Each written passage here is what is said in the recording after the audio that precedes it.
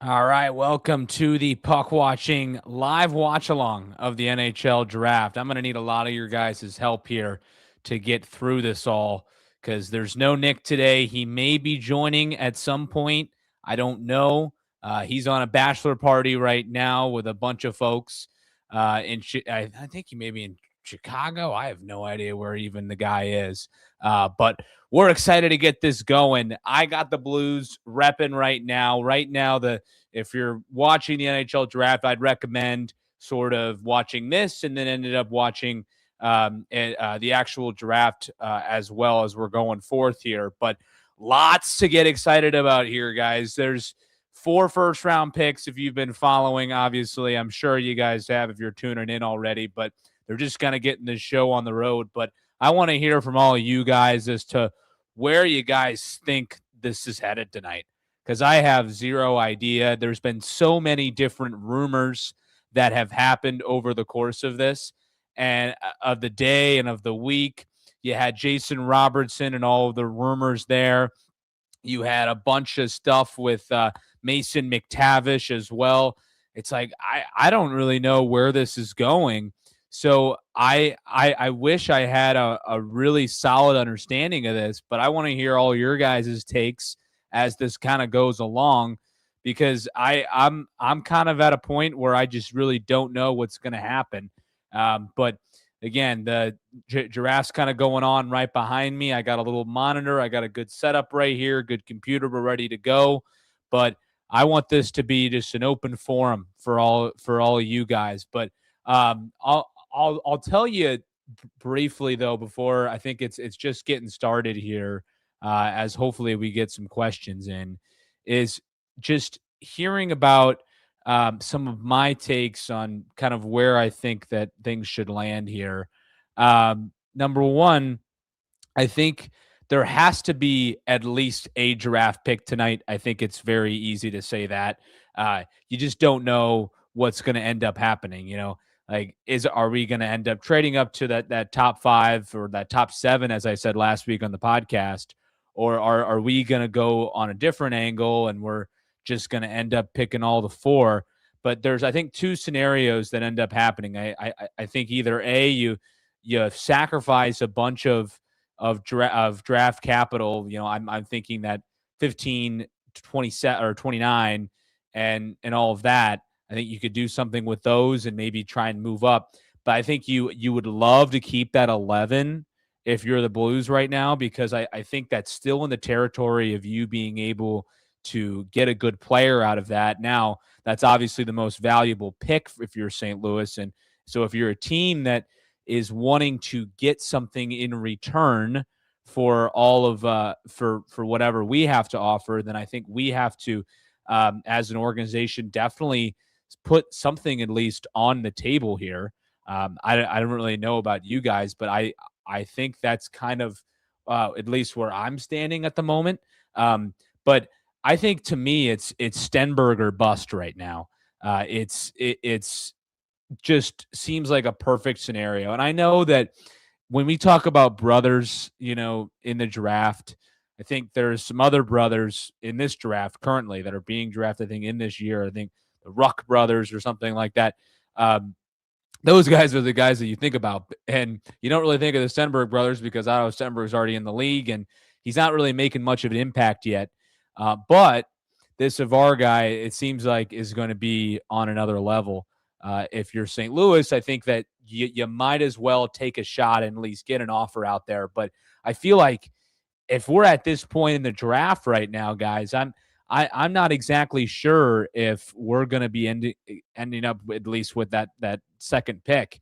And I think maybe at this point, you hope that he's dropping down from that number 2, which he probably will. Let's be honest.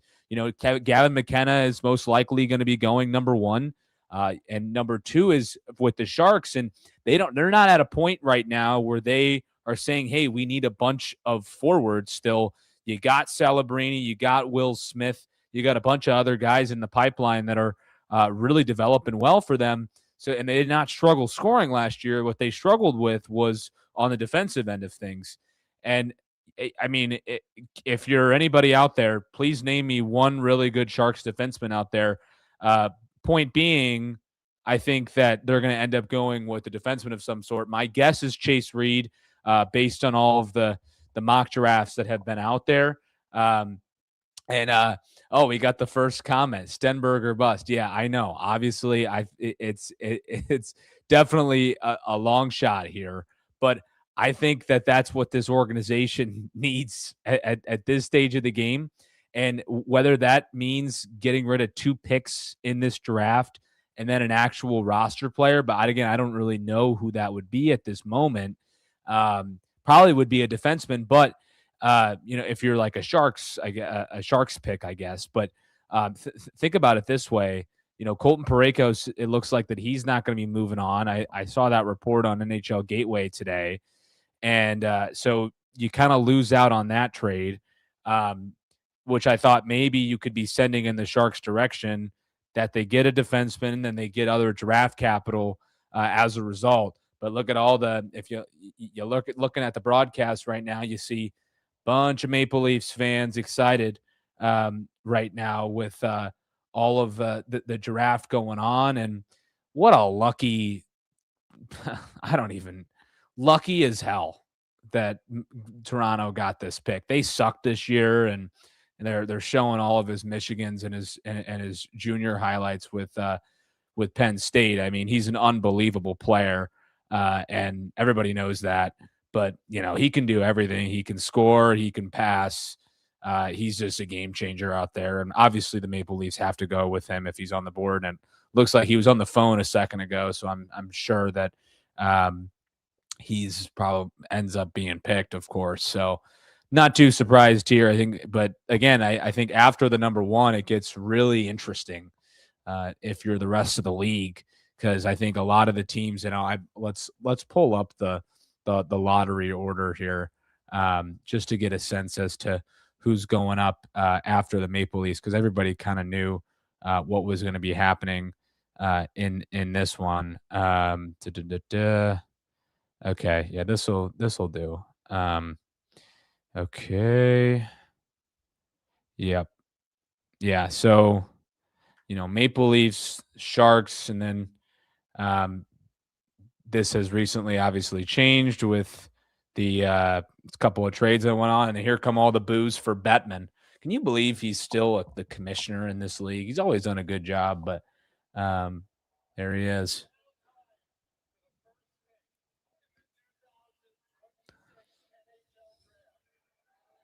Wonder how many people are listening and into this.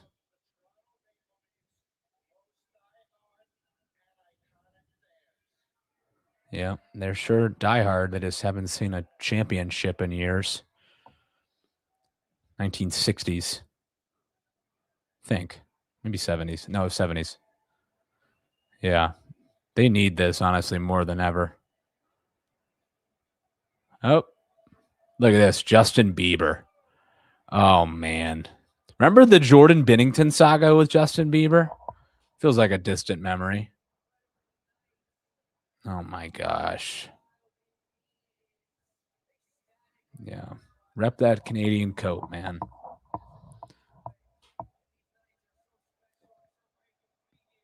Yeah, they're special. All right.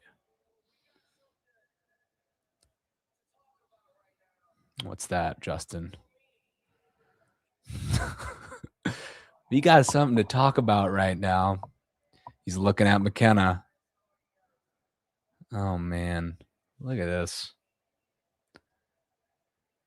I mean, where's the stage? Where did he end up walking from? There he is. Okay, now we're at the stage. Let's just get the pick on over with. This is the problem with all these drafts. They just take way longer than they need to. Just select the players and move on. I get it. It's a big moment for all these guys. But my God. Here he is. First pick, Gavin McKenna. Oh my gosh. Enough with the dramatics, man.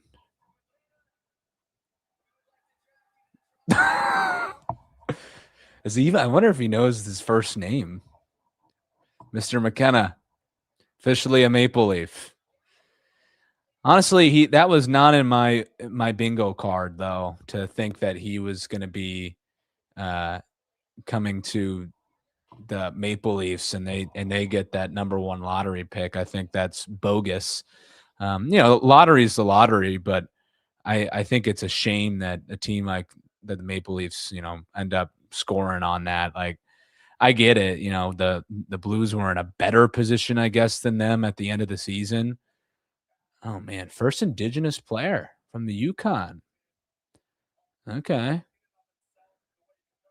Yeah, and a Canadian, another Canadian in this league, man. Yeah, hell of a player for Penn State. Can't lie about that. Uh, yeah, I don't really. This obviously was totally expected, but I would have loved for like a team that actually deserves this to get this pick. I'm talking like I don't know, uh not a Sharks, but like I don't even say the Blackhawks either because I want them to continue to suffer. But like, let's see the other teams in this list. Like the Rangers would benefit from this. The Flames. Ooh, getting him on the Sabres would have just been nuts, even though they had a great year and they weren't in the number 4 spot initially. Flames need this guy bad, and they're going to be at this point picking number 6. Uh, I'll be interested to see who that is, but I'm not a total expert on all the prospects in this draft. But um, yeah, I think whoever falls to number 6, I'll be interested because the Flames were a horrific team. I mean, the Pacific was an awful division this year, but the Flames were with Vancouver and how bad they were, but they were a little bit better than Vancouver. Vancouver was bad, and the fact that you get Vancouver at number 3, so you'd love to see kind of what they're where they're at. But it's like, man, these guys deserve the number 3 or number 1 a hell of a lot more than the Maple Leafs do, and for the Sharks for that matter, because the Sharks were down the stretch there were still kind of chomping at the playoffs, but came up short. I'm not sure the Sharks or the Blues ended up in a better spot this year as the regular season concluded. I'd love to know that. I think it may have been the Blues that ended up in front of them. I mean, they weren't behind too many other teams in the as the race went on for the playoffs. Again, didn't matter, of course, but it's important to understand that. But Kevin McKenna, left winger though for the Maple Leafs, he'll be able to complement a little bit of really a team that is in an unfortunate situation right now. It's Austin Matthews had a pitiful year. Obviously, the gold medal was able to overshadow that. Thankfully, he had a great Olympics, but he needs some help there because I don't know if he's going to be able to make an immediate impact. We've seen this over the course of a couple first overall picks. I think you know the more recent example with Celebrini. I think he was able to completely dominate automatically when he began to play for the Sharks and he had an awesome, even better year this year. But I mean, I'm thinking of Schaefer this year. Yeah, everybody thought that he was going to get the call there, and he did. And he was the first overall last year, and he made such an immediate impact. So, the trend is always just depends on the draft year. But when you had Schaefer, Celebrini, Bedard, it took a second, and I'd argue it's still taking him a second to be the guy who at least the draft and all the experts when Chicago drafts him initially thought he would be. Um, I'm very happy that Connor Bedard has not turned out to be the at least the guy. He's still awesome. But I'm sure he'll make his way, but let's delay the inevitable there as much as possible. Because we actually did not play well against Chicago this year in general, which bummed me out because we had beaten them to hell for a couple of years straight, it feels like, which always feels good. But eventually I want to get that rivalry going again. I don't know. It just doesn't feel as cool as it initially did, when back in those prime Taves Kane years and you had Tarasenko and Patrick Berglund. And and the prime years of Petrangelo, young Parayko. God, that was such a fun St. Louis Blues team to watch. So was obviously after that, and but those were some fun Blues years, and back when I was really young. Um, but it's like, man, you can't. It's hard not to get excited about this as a fan. But again, this is what I'm talking about with the draft, though. Schaefer is right now interviewing Gavin McKenna. I mean, credit Matthew Schaefer number one, number one, but good lord, like I didn't know he was supposed to be a reporter. That's supposed to be our job. Uh, like, you got a Calder Trophy winner to the right, and then the first overall, who's probably going to be an absolute menace this year with the Maple Leafs. But who knows? I mean, I talked about Bedard, and I think you even go down the list like Slavkovsky. He took a second, still not, totally. And actually, that was more of an uncertain draft. You didn't know who was really going to go first overall that year. But Lafreniere, another example. Freniere was so hyped up, but he didn't end up really panning out.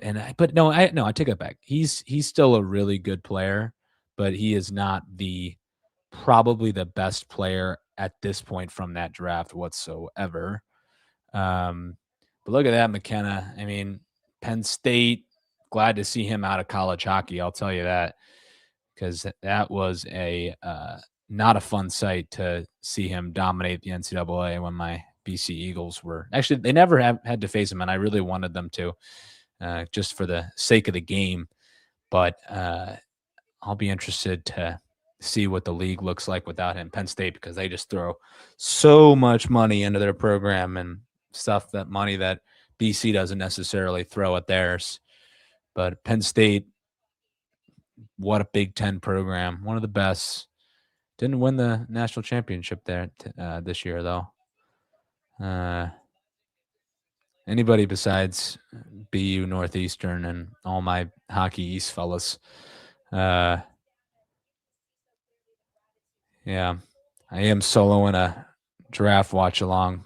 The friends at Ball Watching, that deep in their USA coverage right now. I sure am, and it's fun. But I miss Nick. I'm gonna try and ping him just to kind of see if we can catch him in a funny moment. I mean, the guy's on a bachelor party. You just never know at this point. But we would love to kind of see where he's at right now. But I really want to get his reaction when he's able to see what the Blues are doing. I'm trying to let's see if he's out there somewhere. Nick, need you so bad. No, not really. But I just want this to go like a little faster. Like, again, great. McKenna, happy for you, man. Didn't need the whole Schaefer interview. It was cool. But that was good though. That was good. But let's this is again when it gets interesting though, everybody.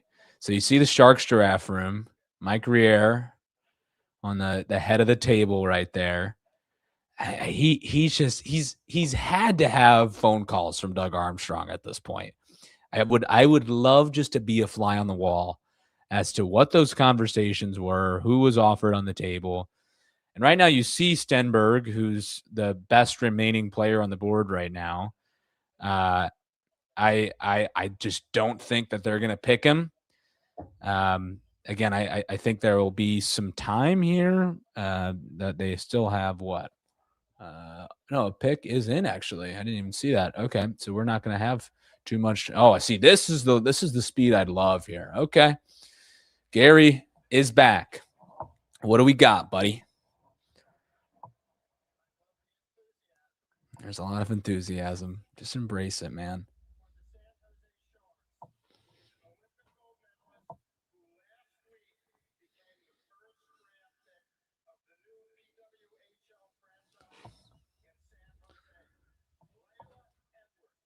Huh.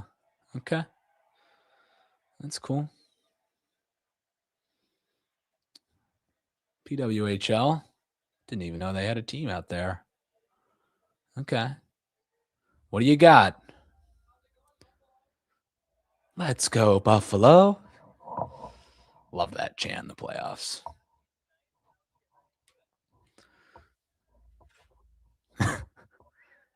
What do you think? Come on. Don't do this to me. No way, Stenberg. No way. No way. All right. You don't have to let it all go. Just. Oh, nice. Good call. Bring up that gold medal.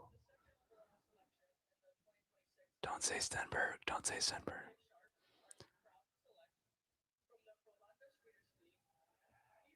Oh, my God. Such a stupid pick. Well, I posted that reel for nothing. Oh, that kind of hurts a little bit. I mean, I showed his highlights in the last episode, and I don't want to go over it again because it's going to pain me a little bit. Otto's somewhere in there, I feel like. Yeah, he's the one on the right. It made a lot of sense for him to join, especially knowing that you had all the draft capital in the world to afford him.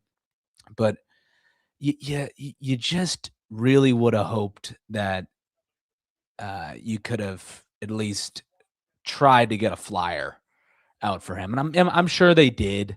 I heard a lot of reports about that. But again, I don't even know what to believe anymore because apparently we put a offer sheet out there for Jason Robertson and he refused to sign in St. Louis. And I'm like, I don't even know what we offered him. Who knows? Like there was Seattle offered him $15 million a year and he didn't want to go there. So maybe it was a money issue and everybody likes to say, oh, I'm never going to sign in St. Louis. It's, terrible place for hockey. Yeah, I doubt it was that. We probably just didn't offer him enough money, which is totally fair. Robertson is a dog. But I'm okay with not having him because there's something about him that did not make the U.S. team, which was shocking. He was the highest goal scorer among all Americans when that team was being put together. No regrets, obviously. Gold medal in the bag. But I was shocked by that when they didn't pick him, which makes me think that there's something about him that maybe I don't want to see on the team. But yeah, Avar Stenberg, another winger picked in this, and I said in the last episode that Avar Stenberg was, I think, one of 4 forwards projected in the top 10 with McKenna, and there's 2 others.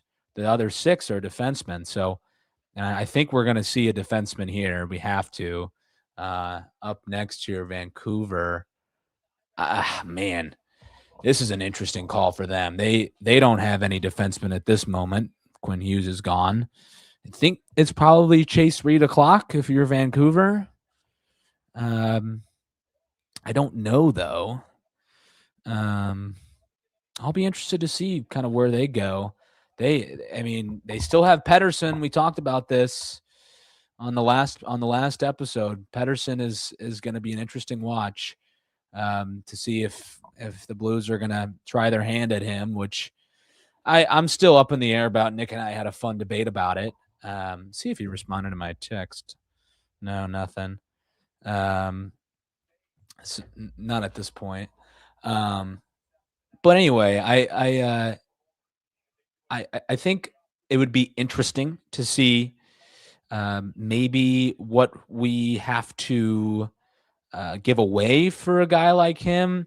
I just don't have a good feeling that Vancouver is just going to say, hey, take him. We don't want him anymore. He's the best player on that team at this point. And he was a former 100-point scorer. Hasn't been that way in a while ever since the whole JT Miller fiasco. It'll be fun to see that. Now the fun thing too about Vancouver is that look at who's in the middle right now. Daniel and Henrik Sedin. Some big changes in leadership up there, and God, I love it so much. They're the co-presidents of the organization, and just I think great guys to be able to find some talent, at least lead the hockey minds, because those guys were good players, and those guys were just unbelievable. And the fact they were able to play together for the whole time is crazy. And look at that, Otto's on his left. That should be a Blues sweater on that guy, man. I know I was distant, and I would think I was called a clown in the chat about it, which is totally fair. Maybe I am a clown. So be it. At least I have dreams about this, man, because it would have been such a game changer to get him on the team, and I think would have really changed the trajectory. But as there's less and less movement, like I struggle to really see the North Star, I guess, here, that we're actually going to be making a move. Let's see what's happening on the Twitter. Let's share the Twitter. Jeremy Rutherford's always my go-to for Blues stuff. Much speculation. Trade number 2 of Stenberg. Yeah, we get it. Any rumors, though? Sense is the odds of Mason McTavish trade getting completed tonight are declining with the start of round 1. Didn't mention that. Okay, here we go. Pick is in for Vancouver. Yeah, I feel like it's got to be Chase Reed, right? It's got to be. You'd think. Kobe Smoller. I love when they get Michael Bublé out for these.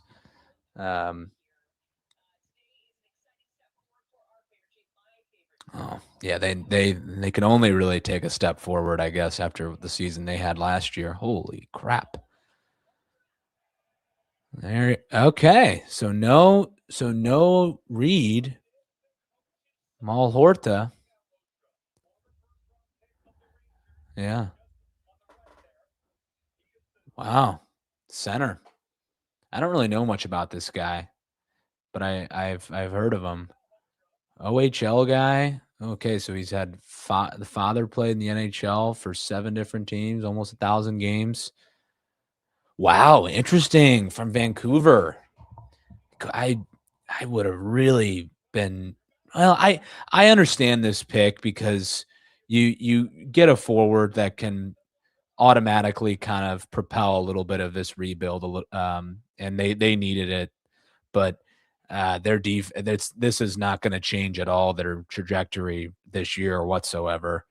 They may be able to score a little bit more, but I think him and Patterson, and got Besser too. Like that could be kind of nasty if he plays. Third overalls it's always kind of a gamble. You normally see 1 and 2s, but maybe the third is you don't know yet. But wouldn't be shocked because there's just so much availability right now on that roster to kind of let the young guys take the reins.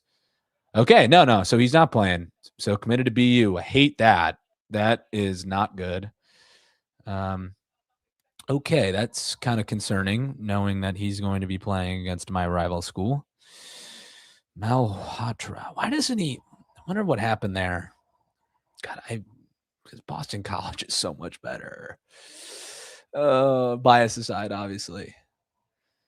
Okay.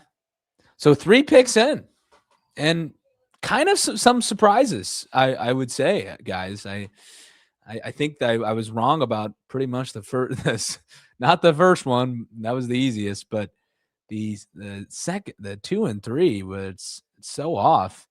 Just really thought San Jose would go for that defenseman, and you maybe would think that Vancouver would have gone for the defenseman too. But now you get Chase Reed dropping to number 4, which you think that's Chicago right there. I'm sorry, not Chicago. I'm thinking of a week ago. That's Buffalo Sabres territory. They just lost one of their better defensemen in Bowen Byram. You'd maybe think Chase Reed is on the table. I don't know though. I'll be. Let's look at the list of players here for that we're going to be looking at here. The Athletic had a pretty good mock draft. They always do a good job with that, but Let's see what Hockey Mock has here. McKenna. Okay, so this one had Chase Reed. This one had Chase Reed going number 2 to the Sharks, which that's what I thought was going to happen. And yeah, that would have made a lot of sense. So maybe Vancouver actually thought that too. And so they went a completely, well, no, they were still looking for a forward, it seems like, if they in this mock draft. So they had Malhotra going to Chicago. So now it begs the question on if Chicago goes for that defender, I keep forgetting that this is not updated. So Buffalo, who they're going after, man, they just lost Alex Tuck.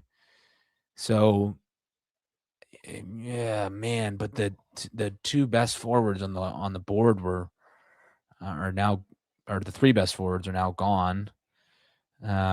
I feel like they're probably going to go defenseman at this point. You either have Carson Corrales, Cretan Verhoff, Albert Smith. Like, look at that. So this is the next three on this list are all defensemen, and then you miss in Chase Reed too on the number 2. So I'm gonna make my prediction. I feel like it's got to be Chase Reed, right? I get they have Benson, and hold on. Let me look at this Buffalo Sabres lineup here. I don't want to get anything wrong. See what they have for defensemen. Yeah, so they have Dahlin and Power. Man.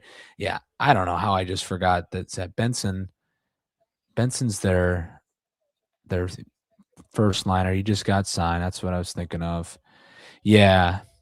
I don't even know if they really need to go after a defenseman, maybe to fill the void of losing Bone Byram, but they can probably figure that out. Interesting. And then they lost Greenway as well. Lost Tuck. It's with how the defense is structured in Buffalo, it's looking like this could be a maybe a forward. I don't know. Like, Tuck and Greenway are gone. Maybe you can fill those voids in free agency, but there's not a lot of great UFAs on the board this year. So, this is interesting. And I'm kind of surprised Buffalo didn't do anything with this pick either. There's always time for that to happen. Pick is in. Yeah, this team was good this year. Benson, Norris, Doan was the first line. That Josh Doan guy is a dog. Zucker, Jack Quinn, Krebs, Tom. I don't know why they had Thompson in the third line here. That's baloney. But put that up there as the first liner. Then McLeod, Greenway. Yeah, that was that series against Boston was awesome. That was honestly one of the ones that I watched for most of the first round because of just all the Boston Bruins fans that I was living with. But that was all. It was really fun to see them lose, but and even better to see Buffalo though come up on top there after all the struggles they've been through. Pick is in though. Here comes Gary. Man, all right. I'm gonna go with the defenseman though, but I'm gonna be shocked if I would not be shocked if a forward comes out of this. Who is this?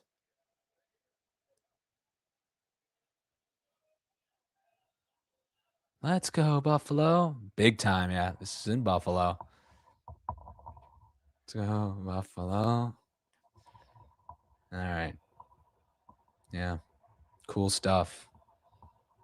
After the season that they had, they're picking top 5. Unbelievable.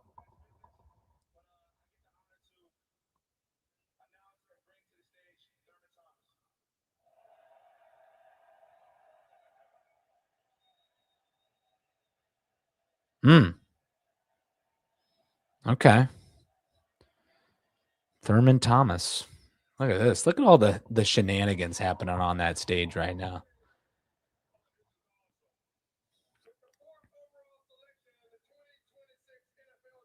NFL Draft.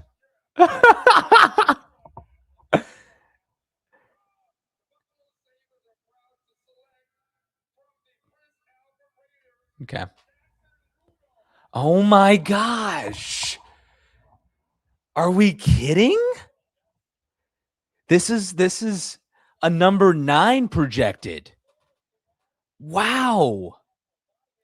Chase Reed is being passed up right now. Interesting. Okay. I mean, I don't know much about this guy, but like I get it. Like I was thinking defenseman, but you're dropping this low from where these other guys were being projected with Reed and Corrales and Verhoff, Smits as well. All guys that were kind of ranked ahead of him. Huh. So 6'2", 205. Okay, so he's got some size. Not a ton though. Let's see what these highlights are looking like. Oh, look at them just breaking through the defense like that. That's awesome. It's got a wicked howitzer one-timer. Yeah, able to. Yeah, this guy looks good. Yeah.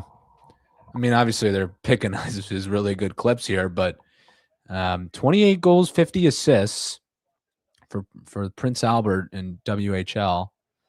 Third among defensemen. Huh.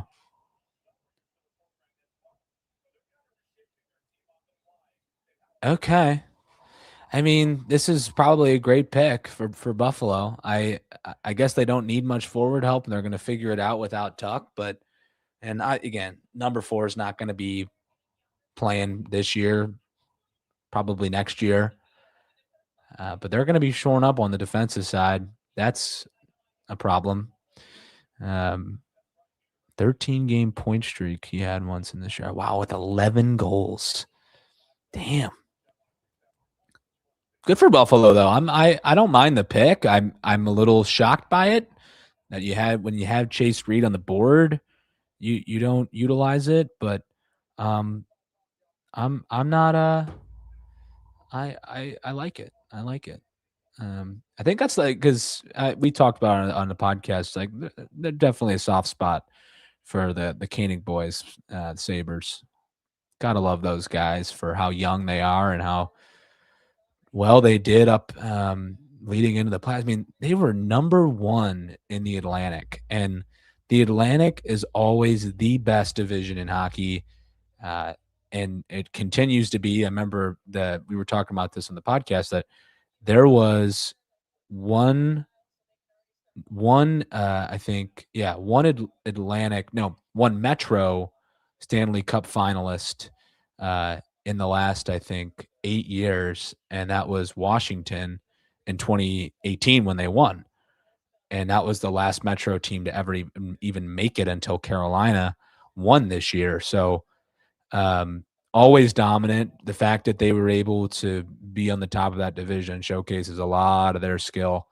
And it was not a fluke, I can tell you that, because it could be a fluke if you do it in the Pacific Division because they were a bunch of crap this year, besides Vegas apparently in the playoffs. But in the regular season, it was not that. They were not good until really the last couple of games. They still had a losing record technically with all the OT losses they had. But yeah, I mean, those are some NHL comparisons. Zach Werenski. Okay, I think Buffalo will be okay with that comparison, personally. But look at that. So, like the number 1, 2 next projected, Chase Reed still on the board from the OHL. Smith. So the next 4 projected are defensemen. So either we're going to be getting defensive overload here, the next 4 picks, or we're going to see somebody with some real drop down from the defensive side of things, and forwards getting picked that really weren't projected to be that way. So setting up in an interesting way for the Blues because Oscar Hemming is still on the board. He was my guy that I was picking to maybe go in that 15 if we end up picking it. Hemming's a BC guy. Would love to see him and see his development over the next 2 years. He'd be awesome. But I don't know too much about the draft kind of outside of that top 15. The Rangers have never selected a 5th overall in the NHL draft, but they've made a couple top 5 picks. Lafreniere, an example of that. Yeah, I feel like their needs are also, though, on the forward end. They are absent of Panarin now, and they got Zibanejad. They still have Lafreniere, but they were one of the worst teams in the Atlantic this year. And Atlantic's really tough, but they did not have a great year, and they were supposed to be pretty good. Like they had that window, I thought, that was opening for them when they had kind of Panarin in his prime. Zibanejad was really good. Still had Kreider. Lafreniere was getting going, and obviously Adam Fox. But and you have that Miller too. That Miller guy who just won the cup in Carolina. He's awesome, and I think they undervalued him. And now he's a Stanley Cup champion. But huh. Interesting stuff. I want them to pick soon, though. Again, this is just such the issue with this. Like it's taking them a whole time to pick. Maybe they're trading it.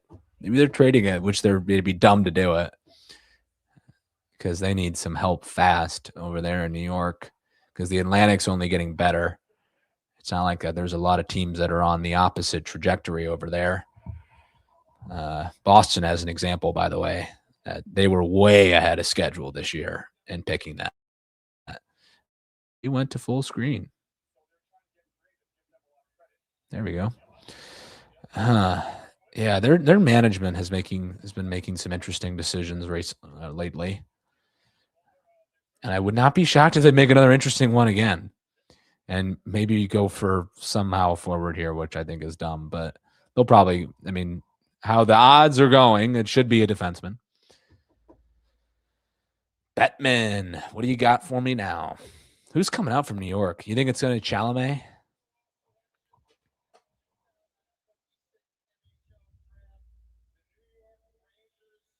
Oh.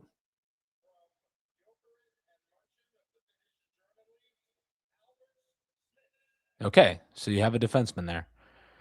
But not the guy who initially was thought to be in that spot. No Reed still. Kind of a surprise. Albert Smiths out of Finn. The Finn. Tall. Wow. Let's see. Red Bull Munchen. German guy. It looks like the German league. Moved from Latvia to Finland at age 13 to pursue hockey. Well, that's one way to do it. Oh, he played for Latvia in the Olympics. That was a U.S. opponent. I was a little. I remember that watching that. Okay, 6'3", 209. That's good size. He looks big out there. Boom. Yeah, that's dangerous. Give Adam Fox some help back there too. That'd be nice. Look at that. Yeah, he looks good in that. Second scoring among 18-year-olds in the Finns top league. Huh. Okay. So maybe he said the German league, but maybe it was Finland. Okay. Okay, I don't mind that at all. 2 points in 4 games in the Olympics. I wonder if he registered something. And Bettman's still there. What's he doing? Okay. Has been traded. They have traded.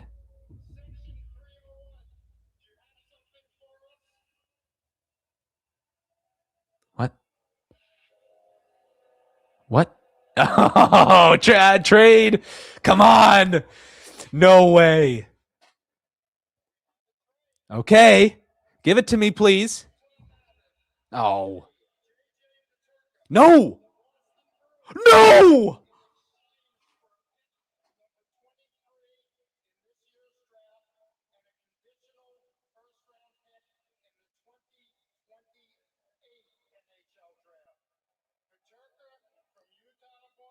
What?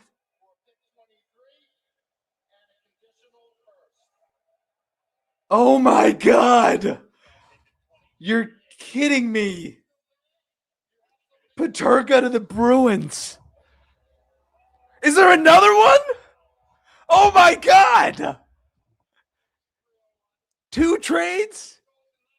Okay. To who?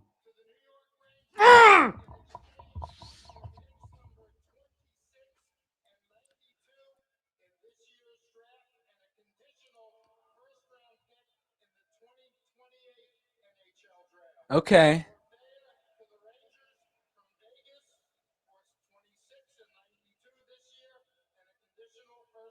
Okay. That's a pretty good trade there, the Dorofeyev trade. I still have to process what the Bruins one was.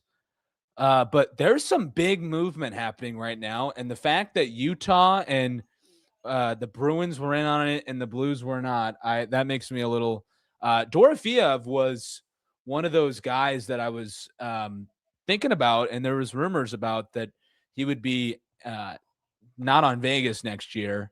He would have been great. He looked great on the in the little. Well, he didn't have as great of a playoff, but great player. Nick and I watched him in Vegas in January of this year during the season, and that was fun to see him play. He's a great player, and New York now has a defenseman and a younger forward with Dorofeyev. Very productive drafts thus far for New York. Impressive. Peterka, on the other hand, that is a very good get for Boston. I don't know what Utah gets. I'm going to have to read this out because I don't know exactly what he said. Um, let's see if my boy Elliot Friedman has a take on this. I thought the Flames were trading the pick for a second. Okay, so New York traded. This happened 15 minutes ago, so the draft was late to it. New York got Dorofeyev, and they get the first rounder that initially was from Dallas, and they get the third and a 26th third and a 28 top 10 protected. So it's a conditional. And then hearing Boston and Utah working on a JJ Peterka deal. We haven't heard the Boston first rounder tonight. Florida 28.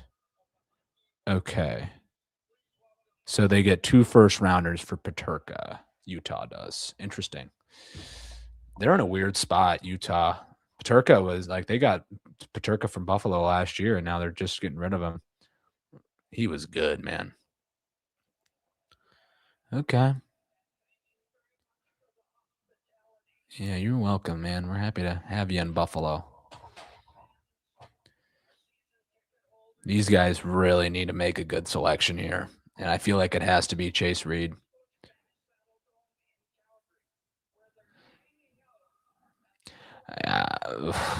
I would hate to be a Calgary Flame fan right now.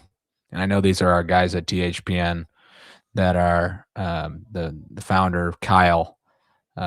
He's a big Flames fan, has a Calgary Flames podcast. Let's see what he got.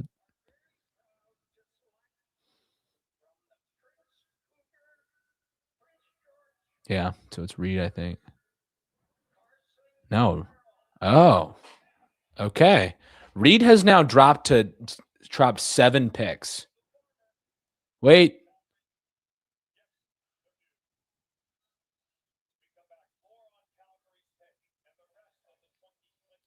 Okay, no, I thought there was another trade there. Bettman's just explaining it. Okay, Carson Carell's defenseman. Yeah, so smaller dude, 194. Okay, where did he rate in the? Okay, so he was at number 5, initially projected for the Rangers. So he only dropped a spot technically here. But I'm just at a loss as to where Chase Reed is. Okay, so Chase Reed's on St. Marie in OHL. Okay, once that St. Marie is be able to be announced, I'll know who that is. But man, I'm shocked that he has not been picked yet. That is interesting. I just wonder what's going on there. There was a thing at the combine that happened. If there was something else. Okay, so Reed was projected number 4 initially on another one. I'm looking at Bleacher Report right now. Huh. I just want to make sure like I'm not like crazy to think or to be shocked by this because I feel like it's kind of crazy. Yeah, Chase Reed number 2 in this one. And then let me see the athletic one. I thought he had a number 2 too. Yeah. No, this one had Stenberg at number 2, but it number that 3 Chase Reed for Vancouver. Oh man. Okay. Huh. Well, this is interesting. I think this is a big turn of events for at least what I expected. I don't know. I don't know how I feel about the Blues if he won't drop to the Blues, but there's still a really good amount of good defensemen on the board. Not sure how I feel about them picking a defenseman though. That's my I'm curious to hear your guys' comments on that if you guys have any. Because I'm not sure if that solves any of the problems. I understand that defense definitely needs somebody, but is it utilized as your 11th pick? I don't know at the moment. I would think not. I think that they're thinking forward because of I think you're losing out Kyrou now, and you're hoping that guys can step up, but you don't know that for sure, right? You think of, and plus he's a winger, so Blues are lacking on the wingers right now. You have to figure that out. You pick up McMichael, who can be a winger, but naturally a center. So you think with Dvorsky being in the fray, maybe you can have him on third line for a while and maybe move him up, and then McMichael plays as your third line guy at center. Be interesting to kind of see. NHL comp for Corrals is McAvoy, huh? That's pretty good. I love how they do that. I don't like. I wonder how they come up with that. Maybe it's just the first player that comes to mind, but I'm sure it is. I'm sure it's right. McAvoy probably think they're similar size, so that would make sense. Let's see this guy. Yeah, that just gliding through center. That's a great goal right there. My God, and he's physical too. Gotta love that. Yeah, this guy looks good. Okay, so Kraken on the clock now. Yeah. So with the Kraken, since they just they're in a weird predicament too. They made a horrible trade there with I think it was Florida, right? I think Florida. And they're at number 7 right now because they got the Florida pick. Okay.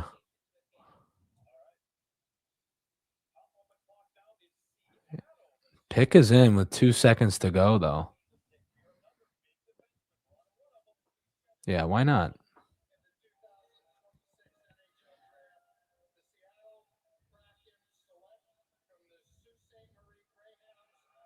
There he is. Okay. It was only a matter of time. There he is. You know what's funny? He was wearing San Jose Shark Blue. Oh, that's brutal. The tie, too. The tie was green. The suit was like, the turquoise color. Oh, man. But it's also kind of the Seattle Kraken colors now that I think about it, though. I'm an idiot. Okay. Well, maybe this was all along kind of what was happening. He actually dressed well for the occasion.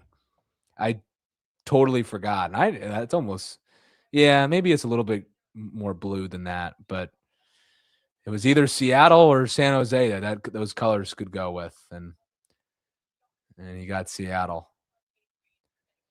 Yeah, he was a World Junior guy for the US. Hell of a player. 18 goals, 30 assists. Love guys coming out of the U.S. And I think this shows more and more where we're at as a country and hockey development. But I mean, I guess so. He only played 45 games this year, which is maybe why there's some hesitation. But he looks nasty, and he's got size too. But look at him just skate around and just easy does it for him. Michigan State, huh? Okay. 1.07 points per game. I mean, I don't understand why they're showing Schaefer so much. Like, I get it. He was the first overall pick last year. He's so good. But let the guy relax and breathe. I mean, I get it. That guy's a defenseman. I'm sure that's why they're interviewing him. And he was probably the most highly touted guy of the defensemen. But yeah, let's just keep the defenseman train going, and maybe we can land on a good forward if you're St. Louis. Let's see here. Let's check up on what's going on the phone. Now, Jake offered to come on the show. I think I'm good at this point. Let's see here.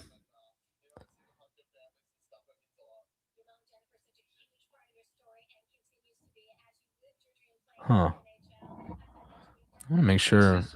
Wait, let me see here. Yeah, I'm still.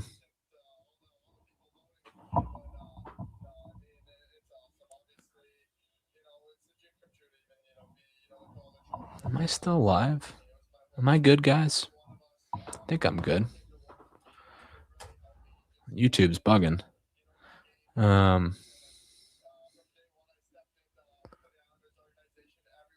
Okay, we're good. We're good. A little nervous there for a second. Okay. Yeah, so we're at now number 8, Winnipeg. They're in a heat of trouble as well. To think that they were the President's Trophy winners last year blows my mind. I mean, they were so good, but they just took a major step back this year. And they didn't really lose that many guys. So that was like kind of the one guy that they lost was Ehlers, and he must be that big of a game changer for them. They still had some really good forwards though. Still got Scheifele, still got you get Perfetti, you got Connor still. Like, these are 3 awesome forwards. Velarde, man, would love to be in their predicament right now.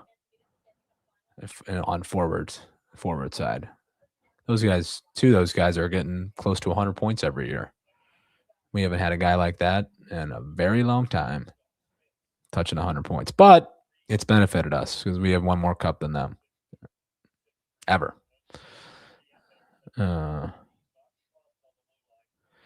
we're approaching Blues, which is making me feel very happy, and I'm hoping that there's some movement, but I doubt that there is. And I said this to a couple people when I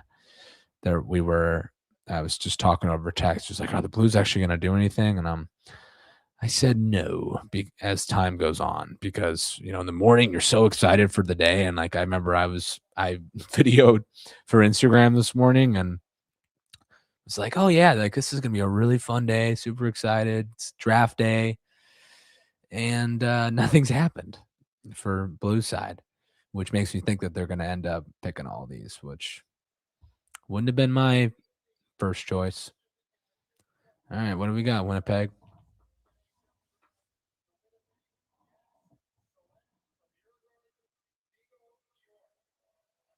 Okay. I mean, defenseman train's over. Vigo Bjork. Yeah, you talked about it. Better off going for Bjork. Unfortunate, he gone. But maybe would have hoped for him to get down to the Blues level. But now you got San Jose and Nashville before Blues get there, and I feel like now it's defenseman time if you're San Jose and they're in a good spot. They're probably going to go after Rudolph's gone. They're probably going to go after Verhoff from North Dakota. He initially was projected at Winnipeg, or they could go with Gustafson as well. Yeah. Either way, good picks for them. But this mock draft has, let me show it.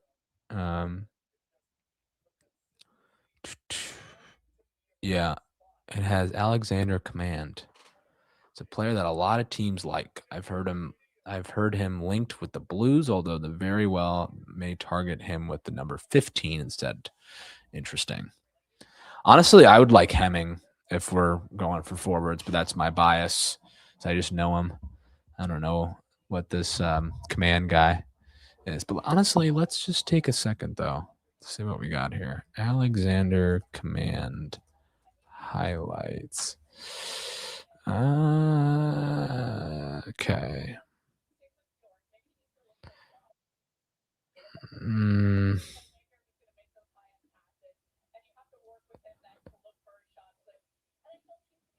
Let's see. I hope we can't.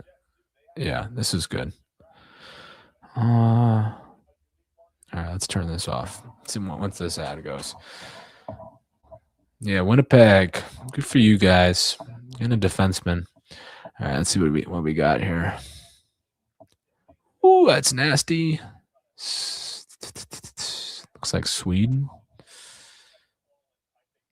It's a nasty move.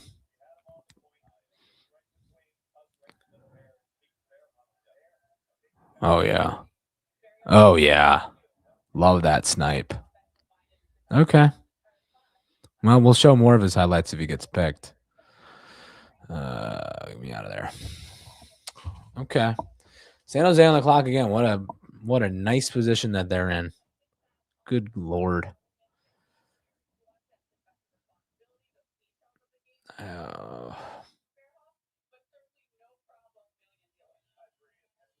I do like this John Buchgras guy. I don't know how you guys feel about him, but he does some of the ESPN NHL stuff, but he also does college hockey a lot. He's fun, and he does the hosting though for this, and I like when he does it.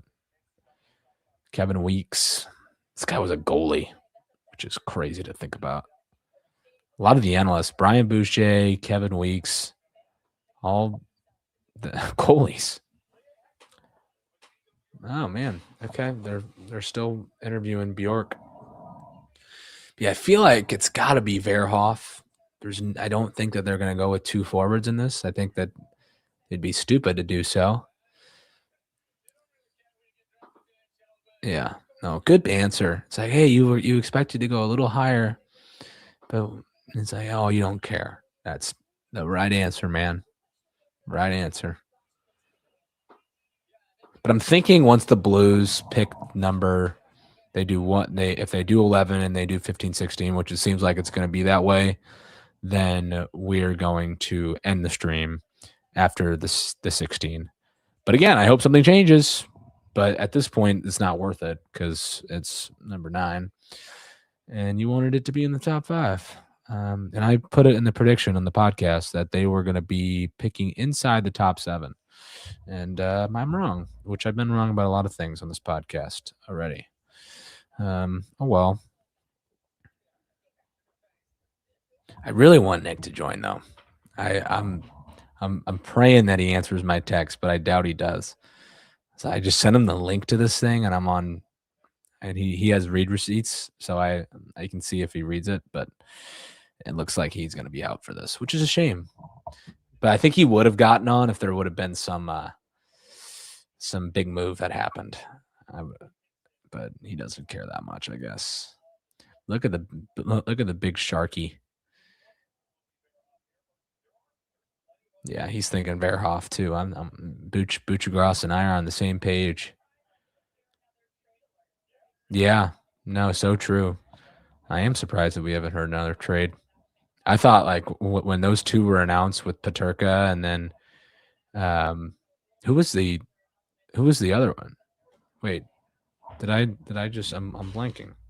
There's lots of stuff going on. Elliot Friedman. It was Paterka. Oh yeah, and Dorofiev, right. Yeah, I thought that was it's like, hey, like this is basically the trade deadline at this point. It's at the draft, which is a lot more fun at this stage of the game. So much going on. Man, you wonder why it takes this long to get picks in. Okay, 8 seconds to go. They got the pick in. Yeah, this is a big moment for them. 2 top 10 picks. Do you do it right? Oh, another guy making the selection. Oh, he's back. Or she's back. She probably actually made the best pick so far.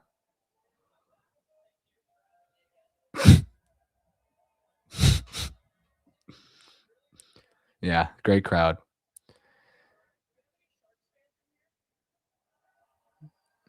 Yeah, it's just a little bit of Sharks fans. I didn't even know they existed. What do we got?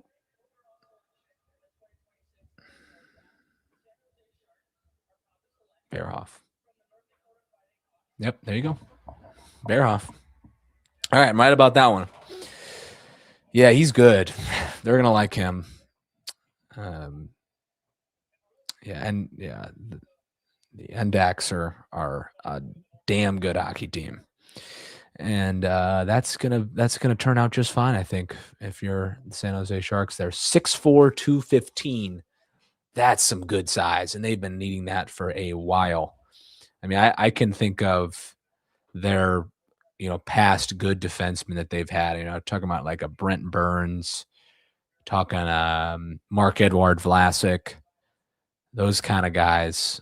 Brendan Dillon as well, big guy, not as good as those two, but nice to have that.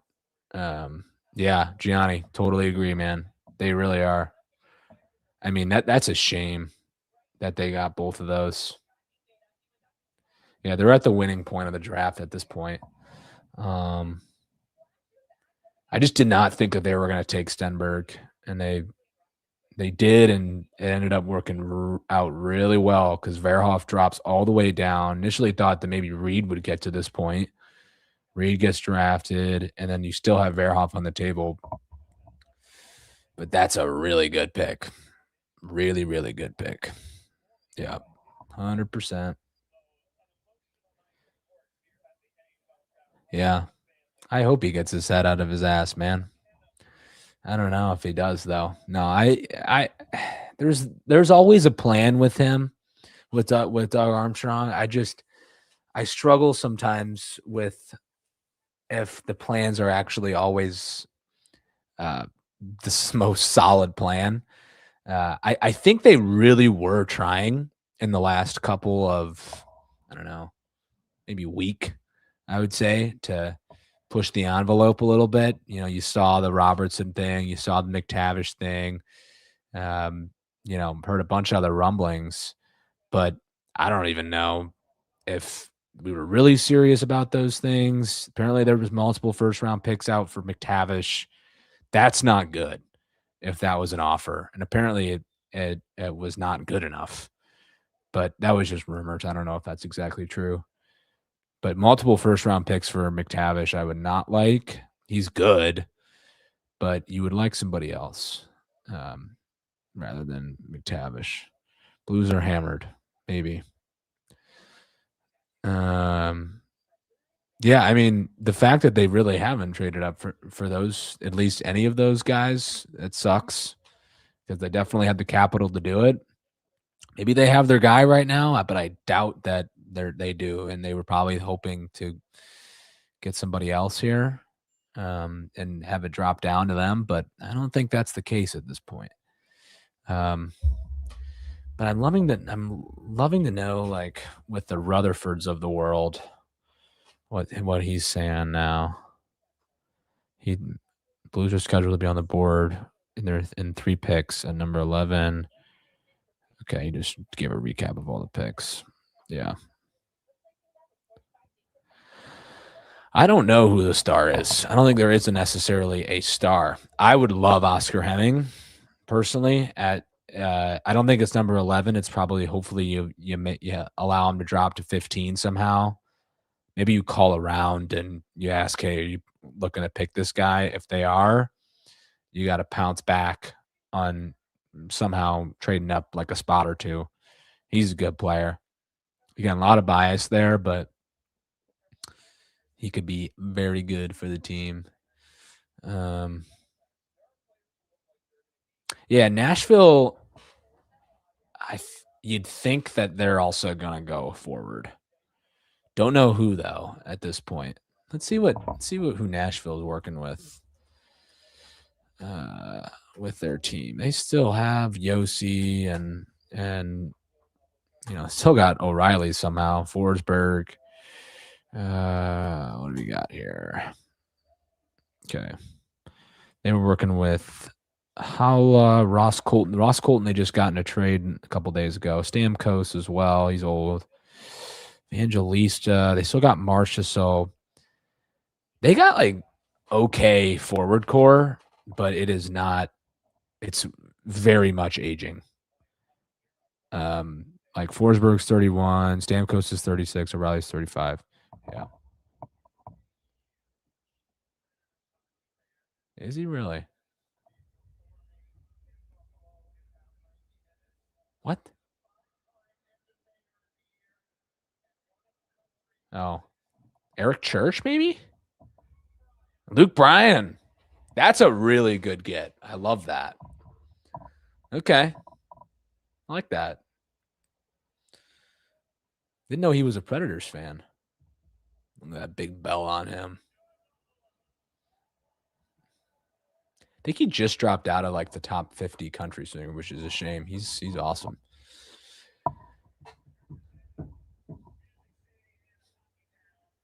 You would not think that a country singer would ever be announcing in the NHL draft. Here we are, though, in America. Sport has grown, man.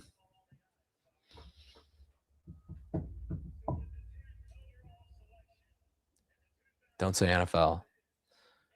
There you go.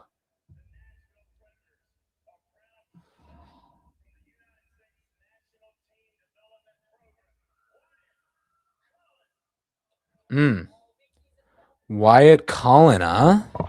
Where was he projected? He was not even in the top 20. Whoa. Let me see this here. I've heard Nashville kind of with Bjork. Yeah. Okay. Where was he? Okay, he was on 14. So he is up a couple picks. That hurts as well, though. That's another forward off the board. We need these next 3 teams after our pick coming up. Pick some defensemen. Or actually, I don't know. Maybe you want a defenseman at 16 or 15, maybe. I don't even know. Oh, this is such a fun predicament. But now we're at a point, ladies and gentlemen. You can count right here. St. Louis has made it to their 11th pick without doing anything. Have they attempted to do anything? Would love to know that, but have not seen anything on the Twitters. Oh, this is when I get a little nervous. So here's who's left in the big time.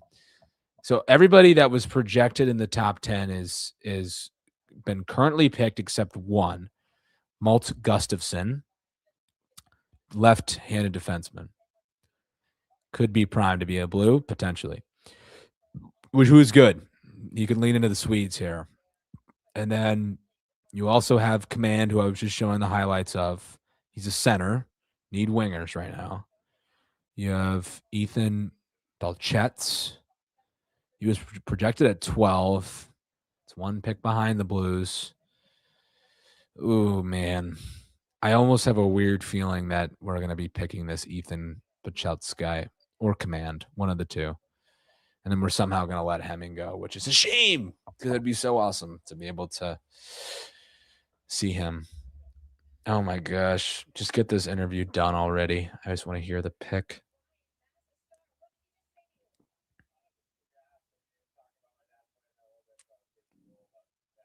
Oh, so his dad played. Yeah, Ryan Cullen.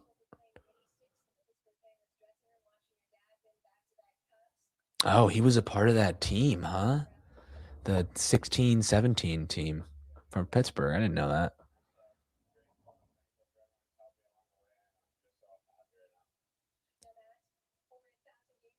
I love how these guys keep it short though. Like they're really catering to the masses. Saying, you know what, let's keep it short and sweet and thank your parents, show your excitement and go away and start killing it out there. He looks very uncomfortable sitting there. Oh, she's crying. Mm.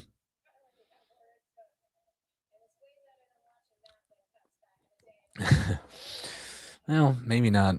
It's probably a little cooler if you're a parent. Oh, that's sick. Love another U.S. development guy though. I think no, that's the first one that there was another American.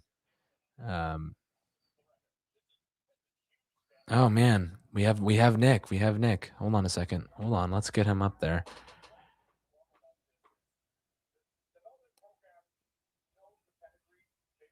Hold on. We're gonna get Nick here. This is gonna be fun. Let me send him the thing again.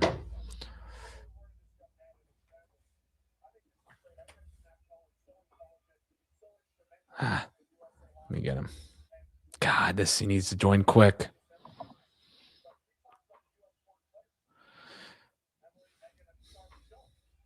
You'd love that. First question to ask Nick, where the hell is he? Because I have like zero idea. But this is very good timing, by the way, from him. They are on the clock with 2 minutes and 15 seconds to go. He's probably going to be joining from his phone, which will be interesting. This is probably going to look really bad on the layout, but we're going to go with it. Huh. Oh, you don't do this to me, Nick. Yeah. Let's talk about the Blues, Booch. They do need defensemen. He's right. I don't know if we have a lot of good wingers.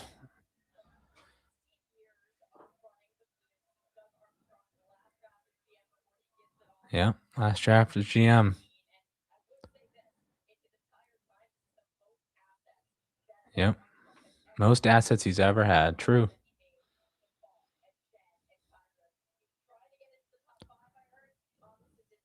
Yeah, so they are admitting that he was trying to get to the top 5. Where's Steiner in here?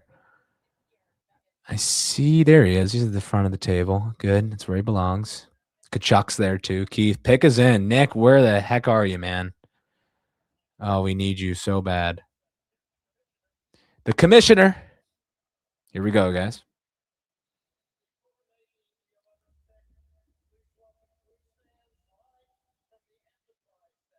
What? Hey. I didn't know there was a. Hey, are you here? Hey. Am I on? Yeah, you are on. What's going on? Wow. Hey, they're about to make the selection. I'm going to turn this frontwards. Yeah, great. Boston University guy. Did they do it? I don't know. Tynan Lawrence. A center. Yeah, that was very predictable. Okay. Would love a winger. Nah, they needed a. Well. Oh my God. Okay, so we're not looking for the right ones. We're looking for the best ones, right? Yeah. So this guy was projected at 18, and he's moved up to 11. Okay. BU 18 games, 2 goals, 5 assists, 7 points. Wait, is that true? He only played in 18 games. Yeah, that's not a lot. That's not a lot. Yeah. Well, he is 17 years old. Yeah. Man, that's a young man, a young dude. Yeah, mean, he looks good in his highlights. Oh man, this is against BC right now. Oh, I was at this game. Oh yeah, nice one timer. Yeah, he looks good, but I'm a little skeptical as to the only playing 18 games. But they do well with these picks, though. Normally, Nick, that normally this goes pretty well, even though we may not know him. What was your? I haven't obviously been listening. What was your thoughts on them not trading up? Well, it was a shame. Like I wasn't surprised about it. Like I was telling a couple people over text, I was like, the more time that goes by, I don't think that it's going to happen. That we're going to end up trading, or we're going to end up picking and all four of the picks. Like at this point now, like there's no really benefit in trading at all any of these picks at this point. Like unless you're now looking for a RFA kind of deal or a trade of some sort that has like actual current players. But I'm really however, it did happen earlier. Did you see what happened with Peterka and Dorofiev? They're all gone. I did see that. Yeah, that's pretty crazy what has been happening right now. Yeah. We have, you know how many people we got on here? No. 255 on the stream. Yeah. What's up, everyone? Oh yeah, I know. All of a sudden I got on and it just the numbers kept going up. It's great. The ESPN coverage of this is just so bad. I know. Bad. I just wonder, like, so you have 3 more picks until the next one. So is the priority at 15 is a defenseman? I feel like it has to be. I think you probably take the best available. I mean, I don't know, but what happened to your buddy, the BC fella? Hemming, he's still on the board. What is he? Is he best available or not yet? No, not yet. He was projected though at 13 going to the Islanders. So I think that was kind of our chance to get him. And I'm shocked that they didn't even go after a guy who's a winger too. Like he's a left winger when he's available. What did you think about the whole Robertson charade? Oh my God. Don't even get me started about that. It's just stupid. Like the whole Robertson empowerment, I guess. What'd you say? You don't like player empowerment, I guess. No, not at all. It's not about empowerment. It should be controlled. Well, yeah. To me, the people were like skewing it as it was this like he doesn't want to go to St. Louis kind of thing, and it sounded like he didn't want to go. Yeah, but there's like we had to like not give him enough money though. At the same time, Seattle offered him $15 million and he didn't take it. So I hope that we didn't offer $15 million because if you're Robertson though, like you probably don't want to go to Seattle. That doesn't mean that I'd be like, oh, he should be chomping at the bit to go to St. Louis. No, I mean all these players right now just have such selective lists and teams that they're willing to go to, and it's always Vegas. Now I'm hearing Carolina all the time or Florida. Yeah. And it's kind of a bummer because now it's so selective and so cutthroat where a lot of teams aren't even gonna get a whiff at signing someone like Jason Robertson. Yeah. But I would say it's probably a good thing that we're not going to sign Jason Robertson and maybe the net play. But wow, what excitement that would create if we signed Jason Robertson. Oh my God! Here comes New Jersey. What about Nyes? I like that, but let me see who they pick. Or command. Okay, that's good. No Hemming there. Command. It was either Command or Hemming who I thought would go to the Blues. I saw on Twitter that Sam STL Analytics, did not want us to sign McTavish or Nyes. I get the case for McTavish, but not as much for Nyes. McTavish wouldn't require nearly as well. Honestly, I don't know the contract situation, so I can't really speak on that, I guess. But no, but he would not require as much capital as Nyes would. Dude, Nyes is 23 years old. Mm-hmm. Like you would think he'd be able to kind of fit in a little bit, but you know. Oh, I think it'd be a great pick. I think it'd be a great pickup, but now we're at a point now where there's no way that we're going to be able to get it with like, unless you trade 15, 16 and something else, like, which there's no way. But if they do it, I'm cheering for it. Well, obviously, like even I mean, after this night is over, which is the biggest night, we still have all of these guys. Right. So it's not as if these guys are not able to be traded. They are. So we can still do it. But now I guess the exclusivity of a pick is kind of gone a little bit, and you know who you'd actually get, which is, I guess, a blessing and a curse for some teams. But it's just kind of exciting. Once they got McMichael, everyone's like, oh, my, they should get another good player. And then it's tough. And then you have Blues Views commenting that why would we sign a good player? And you're like, well, because it's fun to sign good players and be a good team. But we just got rid of a good player, so we might need a couple more good players. Well, he's always been pro tank. Like he wants to be tanking, even like if there's a shot at making like the playoffs. He's like, nope, we should actually be bad. So that's always confused me. Yeah, his Instagram during the whole like almost playoff run that we made in March was like, this is fun, but I don't like it. And honestly, I could agree with him at that point. You know? That one kind of made sense though. Yeah. I mean, they're kind of garbage time points at the end of the day. When you can reflect back on what they did in March, they were garbage time points. They did not mean anything at the end of the day. But would you be able to say that the year before? Nope. No, because they made the playoffs and they almost won the first round. So almost won the first round. Yeah, that's it was just funny, like because that season he was like, all right, it's gonna be tank time still. Like I'm talking 2 years ago. And it's like, all right, well, maybe this team, and like I remember his like big paragraphs that he posts is like, maybe this team is actually good and they're like ahead of schedule. And then he was proved wrong this year, as we were. So I'm not going to blame that on him. Here, give me 1 second. Hold on. Yeah. So the Islanders and the Blue Jackets to go next.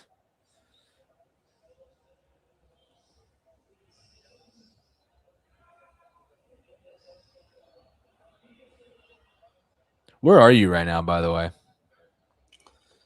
Jeffersonville, Indiana. It's outside. It's Louisville, but it's just in Indiana. Jeffersonville, Indiana. That sounds awesome. Yeah, no, it's been raining the whole time. I lost a lot of money. I had Churchill Downs very recently. Oh, man. So it's been exciting. What horse did you bet on? I just want to hear the name. There were 11 races. Yeah. Any horse name come to mind? Serena's Surprise. No one knows. She didn't, or he didn't place very well. Okay. But I only won 2 races, and horse racing is different because you can bet on different prospects, right? So you can bet on to win, place, show, trifecta, box. Like I learned all of these today. So if anyone has questions, just let me know. But acting like everybody knows how to horse bet. It's actually like they make it tricky, I feel like, on purpose, so everyone loses as much money as possible. Oh, yeah. But the odds always change too because horses get scratched. Yeah. And once the horses get scratched, obviously the odds get worse for you to win your money. Yeah. So that kind of sucks a little bit. But I just wish I could follow this live. Like, what are you watching? Are you watching the? Oh, are you not even watching it? I can't. Yeah, I'm just watching the. I just thought you were watching if there was a TV there. No, I'm watching it on like a little monitor here on a desk, and it's just the ESPN broadcast. I can't watch it. Can you hear any audio, by the way? No. Come in. Okay, good. There's a little bit of volume. That's nice. Yeah, I mean, I think that at the end of the day, though, if they end up picking the 15-16, I'm a little disappointed. I think you can say that. Well, it seems like that's going to happen. Yeah. I just don't know, like, what else can happen now. I mean, the Blues were obviously in the driver's seat on this one, but maybe to the chagrin of fans like us that wish they'd actually make a move on something. But the amount of backlash that hockey Twitter, St. Louis Blues Twitter would give the Blues if they traded the 3 or 4 picks for Stenberg, it would have been insane. It would have been insane. So yeah. I already saw it like before the draft even started. Like, you shouldn't do this, and I'm like, I don't know. I don't really know why. Like, you know, it only comes so often when you have an opportunity to do something like that. Yeah. Unless you want the Blues to be, you know, bad, which they would be in a position to do that, but they still have to, you know, be in a good position in the lottery. Yeah. So, so right now the Islanders are picking, and Matthew Schaefer's announcing the pick. He's been like reporting for ESPN. He'll be in Vegas in like what, 6 years? Yeah, probably. Yeah. Yeah, the Islanders won't work out for him. It was funny too. You know, the whole thing about Chase Reed, how he was probably going to go to the Sharks, knowing that they weren't in need of forward. Chase Reed had a Sharks suit on, not like Sharks like with the logo on it, but like a full colors, like turquoise colors. It's really funny. Like, I think he totally expected to go to the Sharks. Let's see who they pick. All right, no Hemming. So they drafted Gustafsson. He was the last good defenseman, top 10 mock draft defenseman on the board. So are we on pick 13? Yeah, so one more with Columbus, and then Blues back to back. Then you can leave. I'm gonna leave too. Because I thought honestly I'd be sitting here and like live reacting and looking at like some really cool stats and fun highlight videos of Ivar Stenberg or some other big trade that we made, but unfortunately that did not. I was kind of hoping that we wouldn't have to watch the first round because we'd have Nyes or Stenberg or someone like that, so we wouldn't have to pay too much attention. Yeah. But now we get all these picks, and not to be rash, but just maybe get a bunch of Dvorskys in our system. So we'll see how that really pans out. But give the guy a chance. I'm not giving up on Dvorsky, but it's just kind of frustrating when you have such a great opportunity to do something awesome. Mm-hmm. And, you know, and I get it. It's a strategic thing. We're not GMs, but you just want that guy, and you want Thomas and Holloway and Snuggerud to have a great player, and they just don't really have that right now. Yeah, it says that we have 252 on Twitter right now, which is crazy. It's pretty sick. You see my jersey? Yeah, I did. Is that Walker on the back? Yeah. That jersey now has great value. Didn't initially. It's worth millions now. Yeah. But when you got that what, like 2 years ago? 2 years ago. Beat everyone to the punch, huh? Yeah. Oh. Yeah, and the Bruins got Peterka, and which is good for them, really good for them. And they didn't really have to give up that much in the process. So I'm in Louisville, but everyone here, like 70% of everyone is from Chicago. Oh, I asked everyone about the Byram trade, and they were like, "Yeah, I think it should be fine." they were very much not a fan of what just happened. Yeah, I wouldn't be either if I were them. I do hate that they have like a decent player, because you never really want them to have good players, but at the same time, they just gave away so much for a defenseman that is just not necessarily going to be a top pair for you moving forward. So he will be on the Blackhawks, but yeah, dude, they don't even have another first-round pick. That is horrible for them. Wait, well, they were so good this year. Yeah, right. You'd think that they're in win now mode. They did not. That is stupid what they did. Should we offer sheet Bedard? Yeah, that would be fun. That'd be fun. What if we gave him what if we offer sheeted like 16 million so the Blackhawks are just like,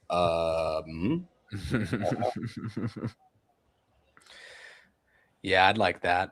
But I don't even know. I don't even know what he wants for a contract. Like, does he get like south of 15 million? Just south of that, maybe? Or is it like 12 to 13? I wonder. I have to pay him a lot and buy him a lot if they extend him. How old do you think Connor Bedard is? He's like what, 21, 2? He is 20. Oh my god.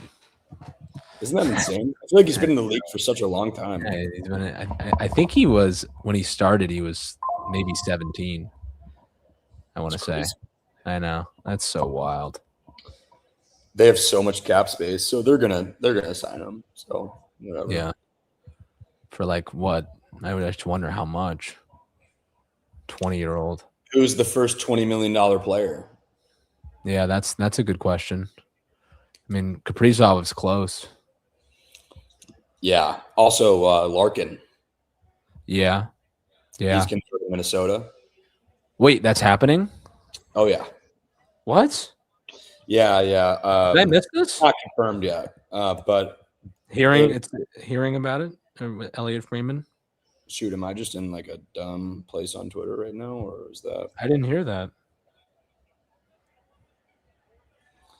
The belief is that that's Reddit. All right, well, yeah, maybe not. All right, I would. I mean, what a great fit, honestly, for Minnesota if Larkin joined, honestly. But I don't know. Damn it! Oh, what happened? Hemming's gone. We're so close every single time to getting a Blues player on Boston College. It's not going to happen. No, but I didn't go to Boston College and couldn't care less about that. So it's all I do. He's good, dude. That guy's 6'4", 17 years old, and I think he's too big. No, he's not. Yeah, he's a defenseman. No, he's a forward. That's what's so too big. He's a winger, dude. Tage Thompson's the only large man that is actually successful at being a forward. You've never seen this guy, man. Can you name a very large height-wise forward that's actually been really good outside of Tage Thompson recently? No. It's so rare. In my head. No. It's so rare. Yeah, I haven't. But they just don't come along very much. Because it's like, hey, you can be 6'4" and just be like a Logan Brown kind of guy who just is big and can't even move out there. Or you can be the opposite and be able to be a hell of a player and still be big and be able to body people off pucks. I think that's a super big asset. Shame though. I could have sworn that maybe he'd be a Blue, man. God damn it. All right, back to the Blues situation room. Doug Armstrong at the head of the table. They're talking. It's like, hey, should we just give the rest of the picks in a trade for Matthew Nyes and trade Buchnevich in the process? Yeah, he's one of those guys where you're like, wow, where does he fit? Yeah, whole thing, because that's been what I've asked for the last 2 years now. Mm-hmm. Yeah, I don't know.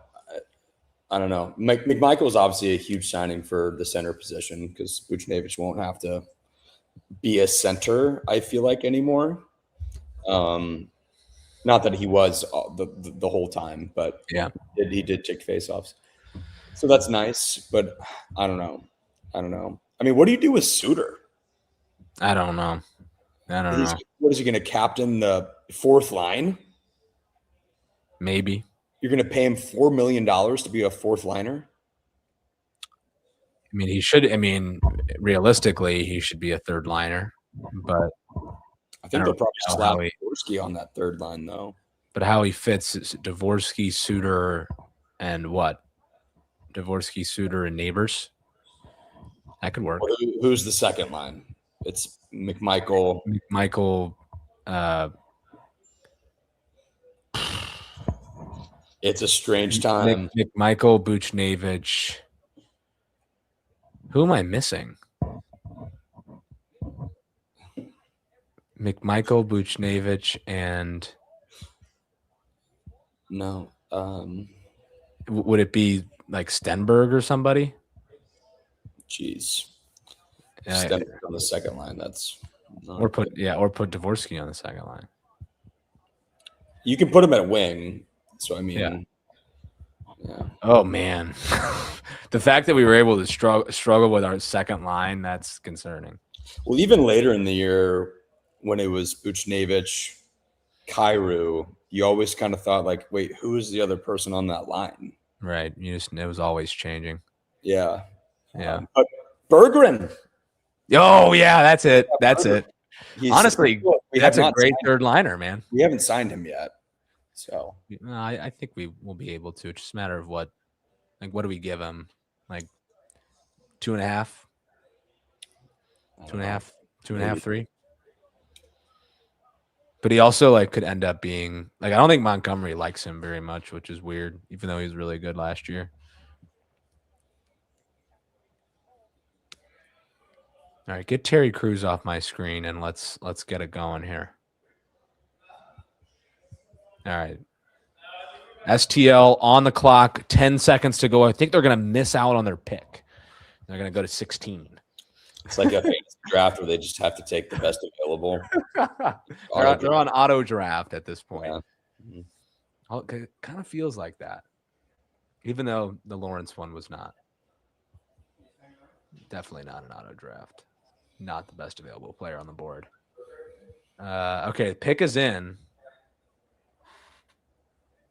Wow, it says zeros, and the Blues are still on the clock right now. They probably made a pick. You'd sure hope so. So who's next on the board? Ethan Belchetz. So the next 4 best, according to the ESPN, are 4 forwards. No, next 6 are forwards. So we will, but dude, imagine that we're picking 3 forwards with these picks. That is nasty, but also concerning at the same time. Logan Mayu, what's up to you, man?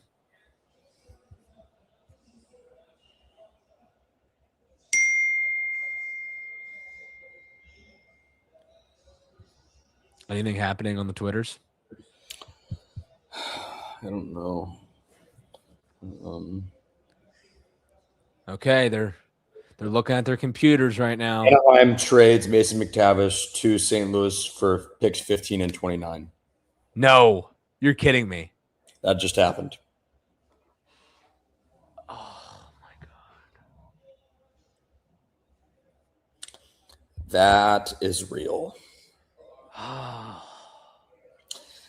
And, this might be unpopular, but I remember talking to you about this last year. I kind of like it. You talked to me about McTavish last year? Yeah, I wanted McTavish. Well, they just were showing his highlights, so I think they know by now, but they haven't announced it. Yeah, I mean, the big problems with McTavish that people have been noting that he's not very good defensively. And he's not a very fast skater, but he's very, very strong in front of the net. He scored 22 goals, not this past season, but the season before. And he scored 52 points in 24-25. He had 41 points last season with Anaheim, and now he is a St. Louis Blue. 15 and what? 29? On his stats? No, 15 and 29 pick. Yes. Okay.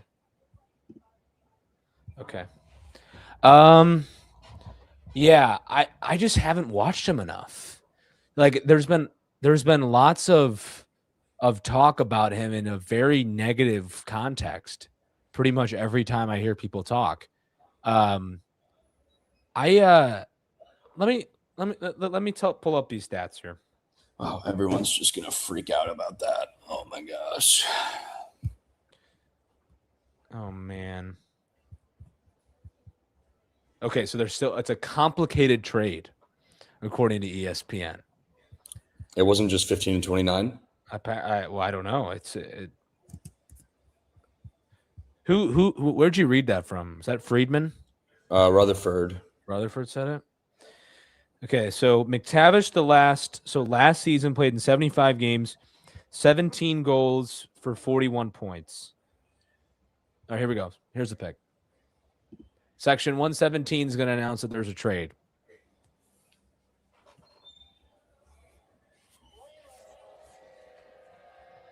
That's the sound that they do. All right, what do we got?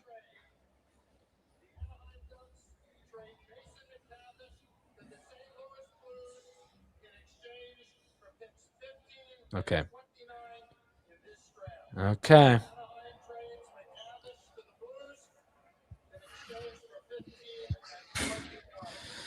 Oh.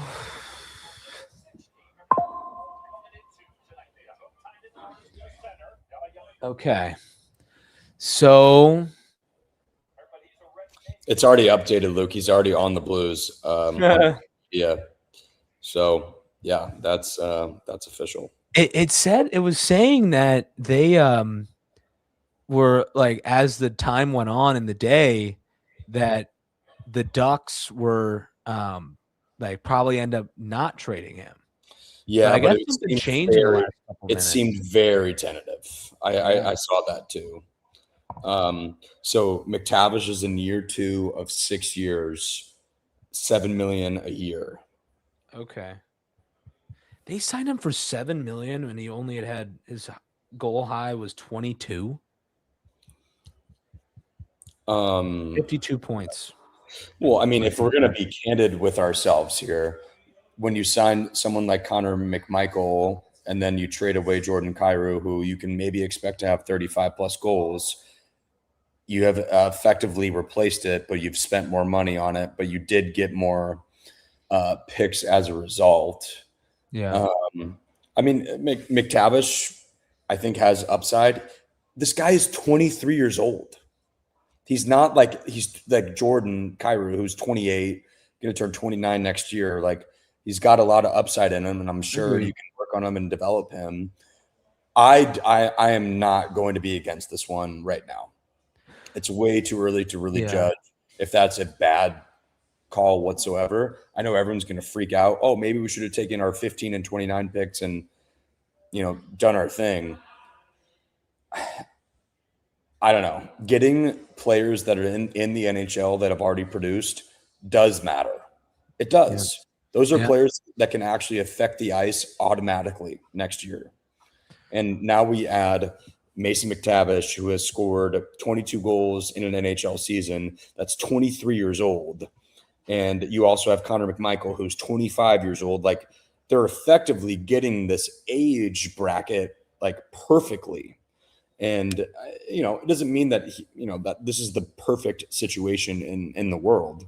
But at the same time, I think we have to appreciate at least, the opportunity to put someone like Mason McTavish on the St. Louis Blues and see what he can contribute.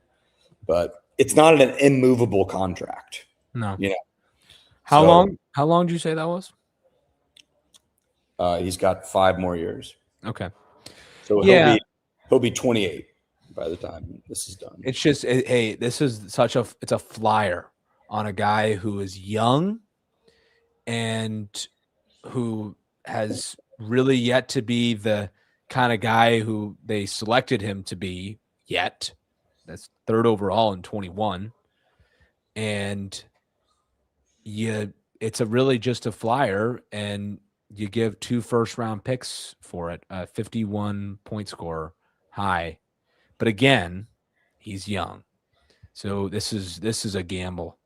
And Also, another center. yeah, this is what is confusing me.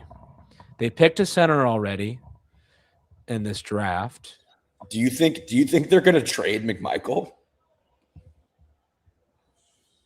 No. McMichael's not signed, so that's the only reason I'm asking. My God. It's a good question. Because you don't want to have a surplus of centers. You need wingers. Now they have a surplus. Yeah. So you have Thomas, McTavish, McMichael, Scooter, McMichael, Dvorsky, and Jack Finley and Dvorsky. Right. And then Buchnevich can play center too, but he shouldn't be. So you effectively have 6 natural centers. Oh. It kind of makes me feel like something's got to move, right? With one of, I mean, because they're not.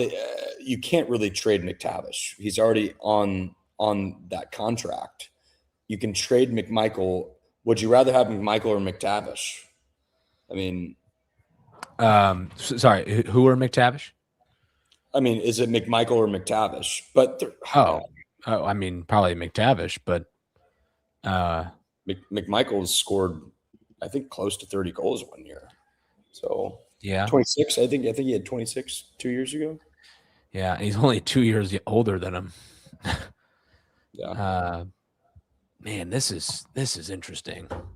I mean, I think if you would have told me that this would have been the move today, I wouldn't have been shocked. But I am surprised, at least, that they actually went through with it. Yeah, this is such a gamble. Armstrong does this though. Like he does though. Like this, dude. Oh my gosh. No, not in this context. But like you look at what they did with getting Holloway and Broberg. Like you had to give up some assets for that, and for guys that were very unproven that you didn't know really that were going to pan out or not. But I don't know. I mean, that was the most recent example that I can think of. But in terms of the draft, no. But we also have never had 4 first-round picks before. So it's a different ball game. I honestly don't really know what to say right now. That's I did not see that coming. I thought McTavish probably would have died down by now. I did not think there were still legs to that trade. And so are they still picking right now? Yeah, they're about they're on the clock. Okay, so that's honestly like an interesting situation where you trade away 15 and 29, but you still have the next best pick after that. So it's not like you have to lose out on someone. And I'm sure they talked to Anaheim about who they're probably going to pick. Yeah. So we're not. They have to go with a defenseman here. Who did Anaheim already go? Yeah, they picked a winger. Okay. Yeah. Nikita Klepov. His NHL comparison is Alex DeBrincat. If they draft another center, I really do. It's an unserious organization if that happens. I can tell you that. Have you ever thought about like the scenario where a team in the NFL would just draft quarterbacks? So you just have a surplus and you have to have teams come to you because there's such a shortage of like good quarterbacks. And I've always thought about if that would be an effective strategy. But. Yeah. Well, they're going to have to go after us if we disclaimer, that is definitely not what the Blues are doing, but I just think it'd be a fun thing to entertain. No, they're going to go with a defenseman here. They have to, or else I'd be shocked. Who's left on the board on defenseman wise? Wow, lots of forwards in the later side of the draft. Tommy Blael, QMJHL guy, Ryan Lynn. That was mentioned in the chat. No one is mentioning them drafting a defenseman. So What do you who's not? Rutherford is saying that they're going to draft a left or right winger. You go to this draft without drafting a defenseman. It's mind-boggling to me. There's none on the board that are high prospects right now in terms of the first round. Well, if you knew you were going to do this, then figure it out on the 11th pick. I don't Somebody really else. I don't think Army and Steen actually think that we need defensemen.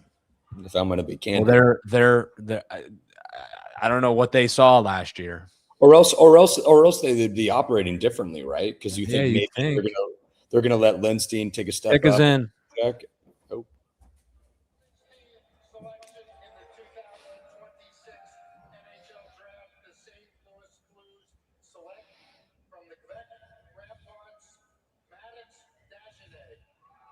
Maddox Dagenet, another center. Oh my God! This is just crazy.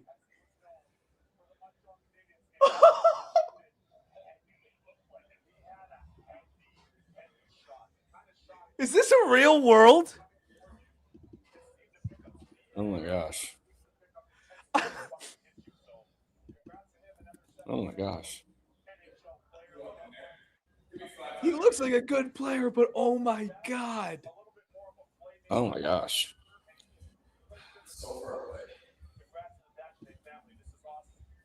Oh. They have to do something. There's no way they're gonna have 8 centers going into next season. There's no way. Oh, something's brewing. I feel like it. You're right. There's just no way. He looks good in the jersey. But okay, This has got to be goals, a move. 30 goals and 62 points this year in the queue. Both second on the team. Else. There's no way that they just drafted. They have 4 centers acquired by the Blues via draft picks or trades in the last 3 weeks. 2 weeks. Oh my God. There's no way. And ESPN's not even talking about that. That's the biggest storyline out of this whole draft for the Blues. It's not even the McTavish thing. It's, hey, you have 8 centers now that you have no idea what you're going to do with. I don't know. Oh my God. Oh my God. Oh, this may be the most uncertain. The best available weren't even centers. Where was this? Where was this guy? Hold on, I want to see where he was. Oh my God, he was drafted, or he was projected at 32.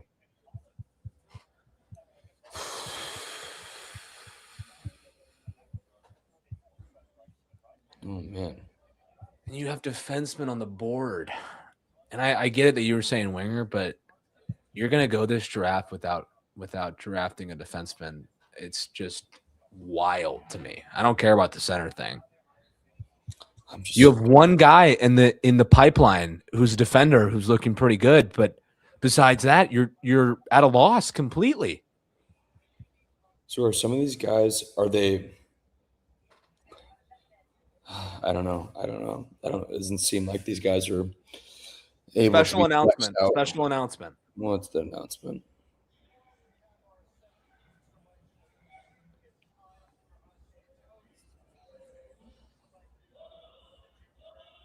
Oh no, doesn't matter. Not a trade, but it's the GM of the year, whoever it's going to be. It'd be pretty awkward if this Avalanche guy won. He's not even the GM anymore. It's probably Bill Guerin in the Wild. Yeah, this is probably the most bad I've felt after a Blues draft in quite some time. And he had 4 first-round picks. Hold on, give me a sec.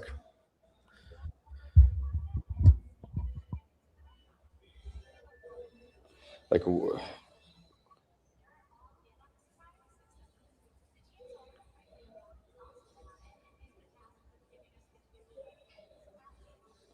Oh wow, that center they just drafted is 6'4".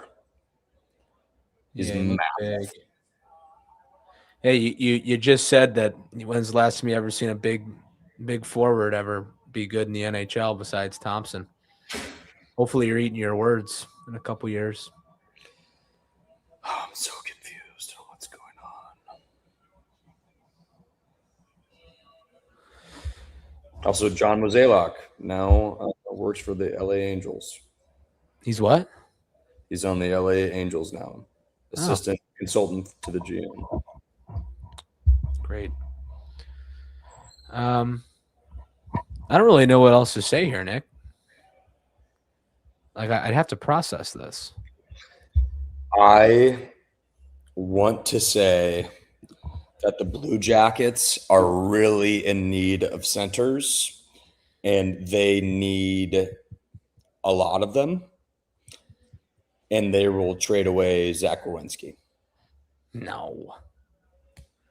You're full of it. Hat on.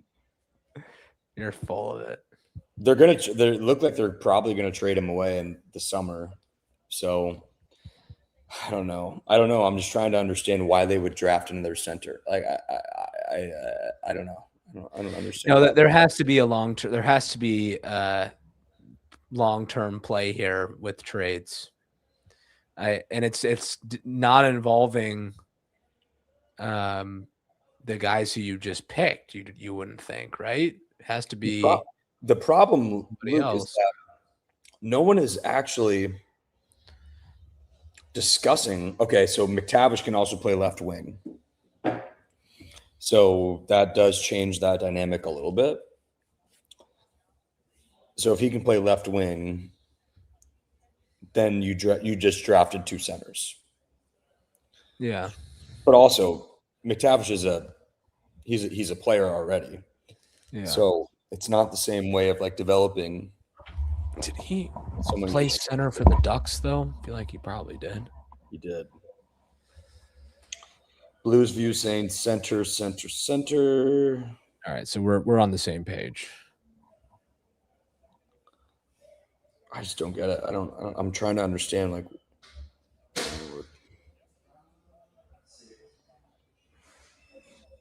Yeah, center.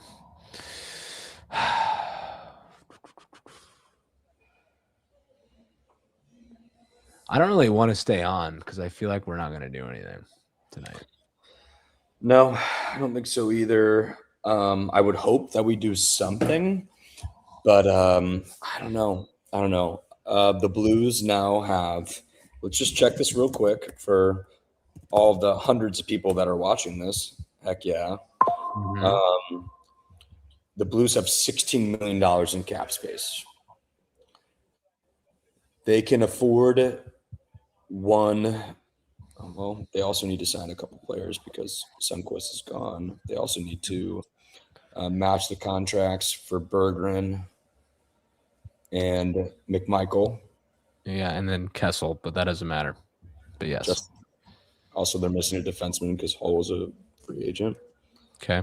Lindstein jumps in there. So they're not going to have that much. Like there's not that much leeway once they sign a few of those guys.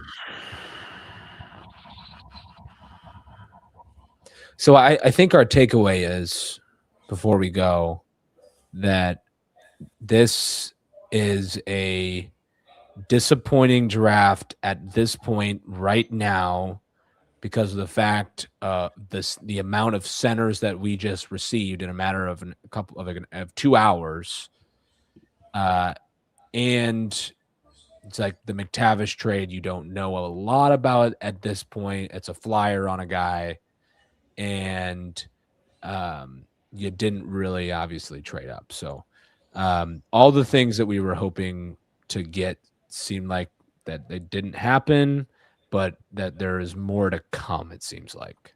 I'm just going to read you our forward lineup as it stands because it's actually very, very different from 2 years ago. Oh, a trade. Hold on. Trade alert.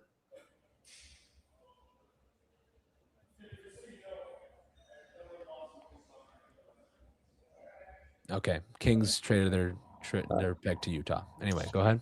Robert Thomas, Buchnevich, Holloway, McTavish, Suter, Jonathan Duran, Neighbors, Torp, Snuggerud, Dvorsky, Nathan Walker, Jack Finley, Sundquist, Berggren, Connor McMichael.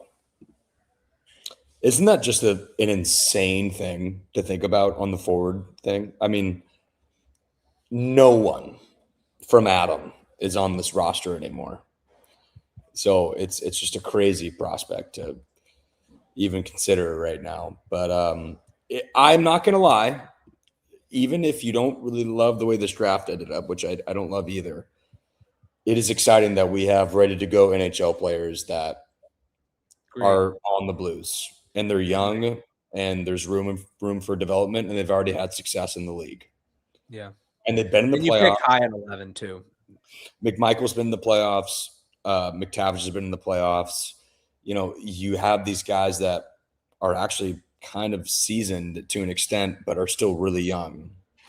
So I'm excited about that. But and at least you utilize your best pick with somebody, center, but it's somebody, Lawrence from BU. And then I don't even know how to pronounce this guy's name who we just got. So, yeah, interesting.